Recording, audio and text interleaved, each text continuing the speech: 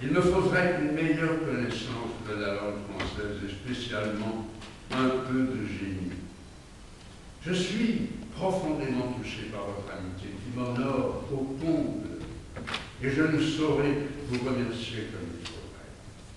Je m'imagine tout l'abîme qui nous sépare, vous, cher maître, dont la célébrité surpasse toutes ses frontières et toutes les langues, et moi, un rien du tout, qui n'a qu'un seul mérite, celui de vous admirer, de vous aimer et de vous être fidèle tout le long de sa vie. À vrai dire, j'ai essayé d'exprimer mon admiration et mon enthousiasme à l'égard de vous par quelques petites études, mais mes intentions ont été complètement entravées depuis la guerre. Je vous promets tout de même encore une fois que je serai votre disciple jusqu'au bout. Mon devoir sacré sera de représenter votre pensée dans ce monde tourmenté et égaré. Il m'arrive souvent de m'interroger avec une sorte d'anxiété, mais où va ce monde où sont couronnés par des prix Nobel et par les académies, tandis que la philosophie de l'être, de l'espérance, de la beauté et de l'ordre social juste et raisonnable reste encerclée par la conspiration du silence et par la bêtise. Naturellement, je pense beaucoup à vous et à votre témoignage, tout splendide que vous avez rendu dans cette première moitié du XXe siècle.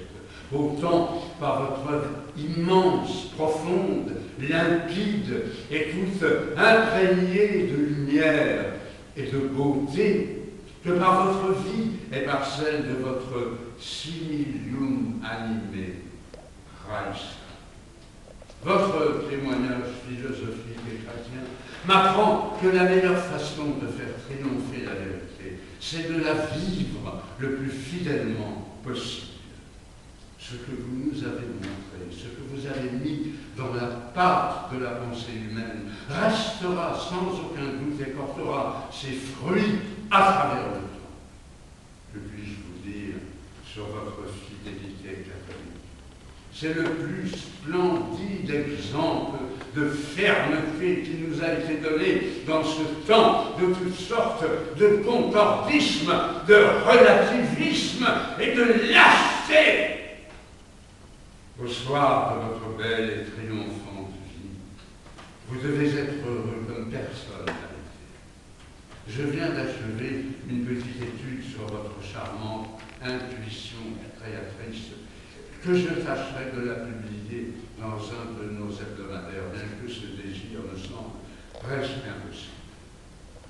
Je prie toujours pour vous et pour le triomphe de votre mission parmi nous.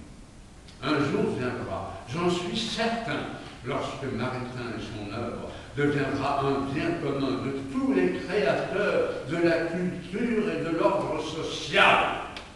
Dans l'histoire de la pensée, votre opposition et votre création constituent une époque, l'époque du maritainisme. Croyez-moi, mon très grand maître, à mon profond dévouement, et permettez-moi de vous serrer humblement dans les bras en accolade fraternelle. Iom Michel.